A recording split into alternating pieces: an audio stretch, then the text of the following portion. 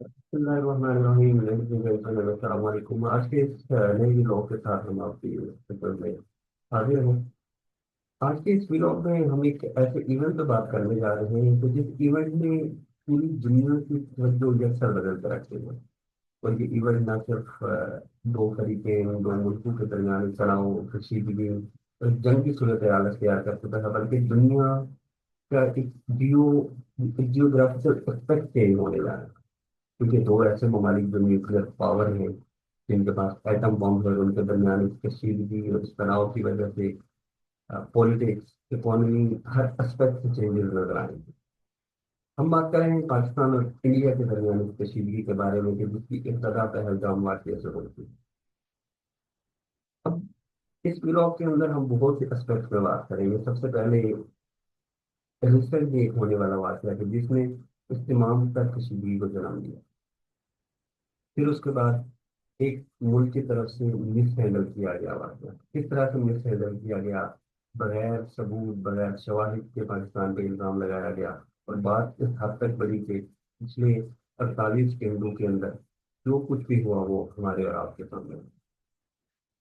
اب اس تمام تر واقعے میں آگے چل کے ہم کچھ اسپیکٹس میں رول کو ڈیفائن کریں گے کہ ہمارا میڈیا کا کیا رول ہونا ہے، آرم فورسز کا کیا رول ہونا چاہیے، سول سوسائٹی کا کیا رول ہونا چاہیے، کیونکہ اگر ہم آگے چل کے ایک وار کی سچویشن میں انٹر ہوتے ہیں تو سول سوسائٹی کا رول بہت امپورٹنٹ ہے۔ پھر اس کے ساتھ ساتھ ہم آگے چل کے پولیٹکس، ہماری جو پولیٹکس اسپیکٹ ہے اس کو ڈیفائن کریں گے کہ کس طرح سے ہماری پولیٹیشینس کو ریئیکٹ کرنا چاہیے۔ تو سب سے پہلے ہم پہلگام واقعے کو ڈسکس کریں گے کہ پہلگام انڈیا کا ایک ایسا ایریا ہے جو تفریحی لحاظ سے جس کی ایک امپورٹینس ہے۔ وہاں پر کچھ ٹیررسٹ اٹیکس ہوتے ہیں، کچھ لوگوں کی ڈیتھ ہوتی ہے۔ سو ڈائریکٹلی انڈیا پاکستان پہ اٹیک کرنا through world, through without any evidence, بغیر کسی شواہد کے بغیر کسی ثبوت کو پاکستان پہ ڈائریکٹلی الزام لگا دیا جاتا ہے کہ اس ٹیررسٹ ایکٹیویٹی کے پیچھے اس ملک کا ہے۔ اس کو پولیٹیکلی مس ہینڈل کیا گیا مودی گورنمنٹ کی طرف سے، یا ہم یہ کہہ سکتے ہیں کہ اس کو پری پلان ڈریمز کو پریزنٹ کیا گیا، ان چیزوں کو پہلے سے ہی پلان کیا گیا کہ ہم نے کس طرح سے پاکستان پہ الزام لگا۔ پھر پہلگام واقعہ آگے بڑھتا گیا کیونکہ کوئی بھی چھوٹا سا واقعہ کسی بہت بڑے ایونٹ کو جنم دیتا ہے۔ اگر اس کو مس ہینڈل نہ کیا جاتا مودی گورنمنٹ کی طرف سے تو آج ہم اس صورتحال میں نہ ہوتے جو پچھلے 48 گھنٹوں سے اس وقت میں ہیں۔ تو ان تمام تر شواہد کے بعد اگر انڈیا کے پاس کچھ شواہد موجود ہوتے ہیں تو انٹرنیشنل کورس پہ لے جانا چاہیے، اور ڈائریکٹلی یہ کہہ دینا کہ چین داس معاہدے کو معطل کر دیا کہ یہ عالمی قوانین کے خلاف ہے، کیونکہ ورلڈ بینک بھی اس میں فریق ہے۔ اب انڈیا کو سب سے پہلے ورلڈ بینک کے پاس چلے جانا چاہیے، جو کہ اس نے ایسا ہرگز نہیں کیا، اور ہم پچھلے 48 گھنٹوں کے ایک سچویشن سے گزرے۔ اب پچھلے 48 گھنٹوں کی صورتحال میں ہم ایک نظر ڈال دیتے ہیں کہ کیا کچھ ہوا، کس طرح سے ہوا۔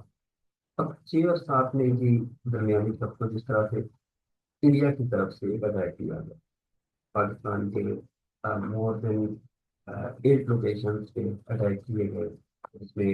کیجویلٹیز کے سامنے آئی، 29 لوگوں کی شہادت ہوئی، 45 سے زائد لوگ زخمی ہوئے۔ اس کے بدلے میں پاکستان نے ایک ڈیفینسو موڈ میں اپنا جواب دیا، جس میں انڈیا کے کل 5 طیارے مار گرائے گئے، اور دی موسٹ امپورٹنٹ کہ جس میں انڈیا کو $1 ملین کا لاس اٹھانا پڑا، جس میں اس کے 3 رافیل طیارے بھی ہوئے تھے۔ رافیل طیارے کے بارے میں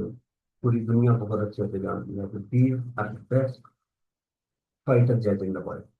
رافیل کیونکہ فرانس کی طرف سے تیار کی گئی ٹیکنالوجی ہے۔ سو اکانومی کے لحاظ سے انڈیا کو بہت بڑا لاس اٹھانا پڑا، اور انڈیا نے ہمارے لوگوں نے سوچے تھے پر ایک انسان کا قتل پوری انسانیت ہے۔ اس تمام تر واقعے کے بعد پھر 8 مئی کو انڈیا پاکستان کے مختلف حدود میں 20 سے زائد ڈرونز بھیجے، جن کو الحمدللہ ہماری آرم فورسز میں by using their intelligence, by using their capacity ability, انہوں نے مار دیا، کوئی بڑا نقصان دیکھنے کو سامنے۔ لیکن یہ اب تک کی صورتحال تھی، اور ان 24 گھنٹوں میں ہونے والے واقعات دونوں سائڈ سے، اگر ہم پاکستان کو اٹھا کے دیکھیں یا انڈیا کو اٹھا دیں، تو ہم اسے ایک چھوٹا سا واقعہ کریں گے پہلگام کا۔ وہ پری پلان تھا، what ever the situation is, اگر اس کو مس ہینڈل نہ کیا۔ اب بہائنڈ دا ڈور اگر ہم بات کریں، بہائنڈ دا ڈور مودی کی مسلمانوں اور اسلام سے نفرت، اسلام کے بارے میں جو نفرت پھیلائی جاتی ہے، اب اگر ہم پہلگام واقعے کو ہی ہم اگر اپنے دین سے جوڑ دیں، ہمارا دین کہتا ہے کہ اگر کوئی تم تک فاسق کوئی خبر لے کر آئے تو تم پہلے خوب اس کی تصدیق کر لیں۔ اب اگر اس واقعے کی تحقیق کر لی جاتی اور تمام تر ثبوت اور شواہد اکٹھے کر کے پھر پاکستان پہ الزام لگایا جاتا،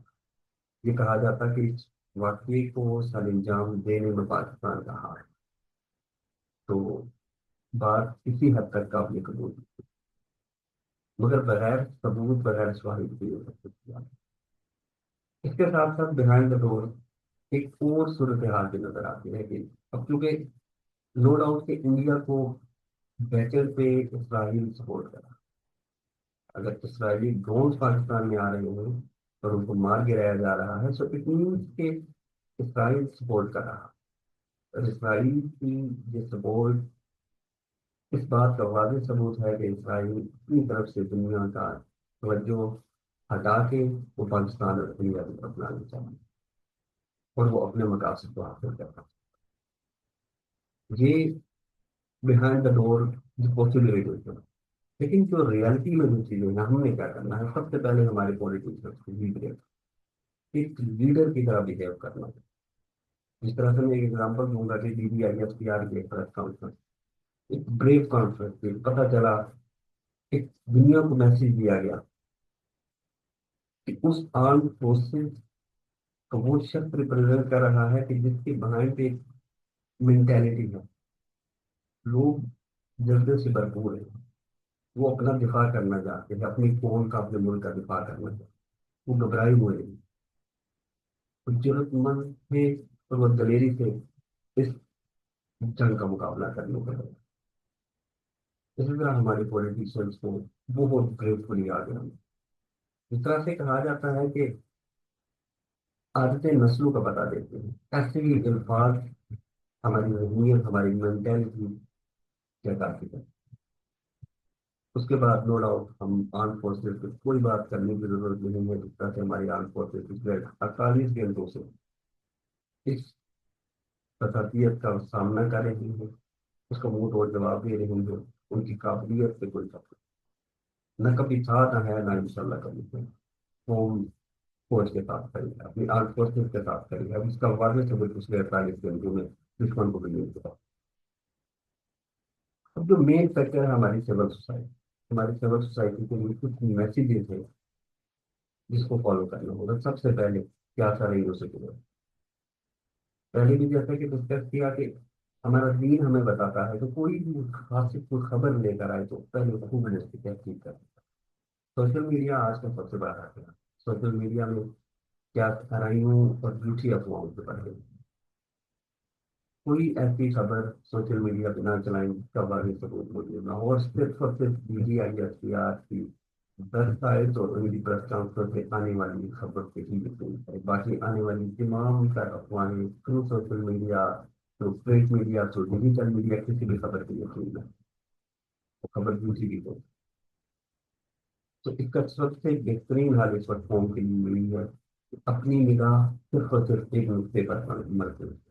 کیونکہ DDISPR لمحہ بلمحہ پچھلے 48 گھنٹوں میں ہم نے دیکھا کہ کوئی مسئلہ ہوگی پاکستان سے،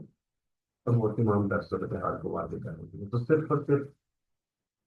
DDISPR کی طرف سے جتنی بھی خبریں دی جاتی ہیں ان پہ بلیو کریں، باقی تمام در جتنی بھی افواہیں ہوں وہ جن کا ثبوت موجود نہ ہو اس خبر پہ یقین نہ کریں۔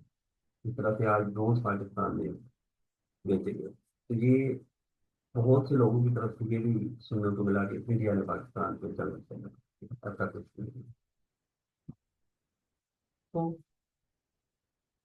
ہمیں پینک نہیں کرنا، اگر اس طرح کی خبریں ملتی بھی ہیں تو بیت رہے، مسلمان ہونے کے ناطے ہمیں اللہ رب العزت کی ذات کی اتنی ہے کہ ہمارے لیے جو بھی ہوگا بہتر ہوگا، جو ہو چکا وہ بھی بہتر ہوا، ہماری بہتری سے جیسا ڈونٹ بھی کریں۔ جنگ کا ایک اصول یاد رکھیے گا کہ جنگ اور محبت کے بارے میں کہا جاتا ہے کہ اس میں سب کچھ جائز ہوگا، اور پھر وہ دشمن، اس دشمن کے ساتھ ہماری جنگ ہے جس کو کوئی اصول نہیں، کہ ان کا معاہدے کی معطلی ایک بین الاقوامی معاہدے کو ٹھکرا دیا کہ جس کی اگر تفصیلات میں ہم چلے جائیں تو جب وقت کی کمی ہے ہم اس میں مزید گہرائی میں نہیں جا سکتے۔ اب ورلڈ بینک اور دوسرے بہت سے فریق بھی اس میں موجود ہیں، ان کو اطلاع کیے بغیر، ان کو رپورٹ کیے بغیر بھارت اپنی بات نہیں کرتا، اس بات کو مکرنا بھارت کے بات کی دلالت کرتا ہے جو وہ پینک کر چکا ہے۔ ہمیں پینک نہیں کرنا، ہمیں بھیڑ لینا ہے، ہمیں جرت کے ساتھ اپنے ایمان کی مضبوطی کے ساتھ اس بات کا سامنا کرنا ہے، اس تمام تر واقعے کو فیس کرنا ہے انشاءاللہ عز و جل۔ ہماری پاک آدمی، ہمارے محافظ اس ملک کے دفاع کے لیے جو ہر وقت تیار ہے، تیار رہے گی اور اس ملک کا دفاع کرے گی۔